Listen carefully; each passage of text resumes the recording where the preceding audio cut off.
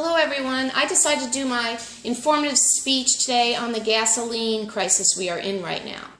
I'm going to give you a little bit of background information, and then I will tell you the state of our state of crisis in our state. On the morning of September 9th, an inspector with the Alabama Surface Mining Commission was performing a routine check of an old coal mine, and he noticed a strong smell of gasoline as well as a sheen on the retention ponds. The gasoline he was smelling was for Colonial Pipeline 1, an underground pipeline 3 feet in diameter that normally pushes out 1.3 million barrels of gasoline per day from refineries in Houston to distribution centers across the southeast and along the eastern seaboard. The Colonial Pipeline runs from Texas to New York and supplies gas to an estimated 80 million people a day on the East Coast.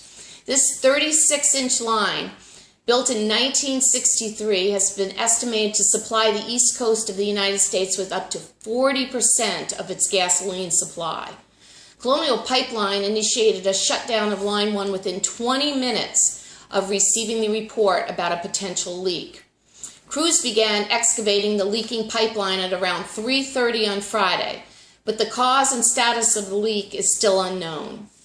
Colonial Pipeline and U.S. Environmental Protection Agency personnel on the scene made most of the gasoline from the spill is believed to be contained in a mining retention pond and does not pose a risk to the town or the river. For more than 3 days after the leak was discovered, pipeline workers were unable to access the site because of benzene and vapors. So they had to wait until clearance on Tuesday to begin removing gasoline and water from the retention ponds and transporting it back to Colonial's Pelham tank for a facility for treatment. Approximately 230,000 gallons of gasoline were lost. And then a little bit later, a few days later, it went up to 237,000 gallons.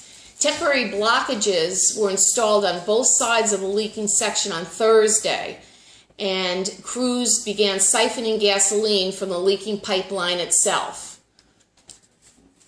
That section of the pipeline remains closed. 8 days later, officials estimate more gasoline loss, so then more than 700 people were working around the clock to dig up the pipe, plug the leak, clean up the old mining property, and restore supply. It was such a mess. Gasoline is now being shipped in alternate routes throughout the seaboard. Alternate pipelines are being used, and gasoline is even being shipped by tanker ships from Houston to New York. Colonial announced Saturday the company will construct a temporary pipeline to bypass the spill in hopes of restoring the gasoline flows more quickly. No timetable was given for when it would be done, but I believe now they are using it. It is working right now.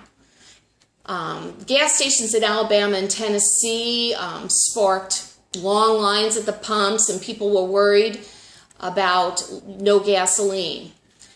Now, as far as in North Carolina, Governor McCrory's office declared a state of emergency. Locally, by Saturday afternoon, stations in some counties began restricting purchases to only 10 gallons, and some stations were completely out of gas for the time being. Sheetz even offered free coffee and drinks on the one day. Governor McCrory is working hard, and national officials are too, to make North Carolina not feel impacted by this leak. He put in place an executive order 101 which eliminates certain size and weight restrictions on vehicles transporting gasoline into the state so that we can get more in. Also, Governor Robert Bentley earlier this week had already issued a warning against price gouging. They have found out that a lot of gas stations are price gouging and putting the prices way up. And so they put out something that said it was unlawful for any person within the state to impose unconscionable prices for the sale of gasoline during this period of a declared state of emergency. So hopefully everyone has a full tank.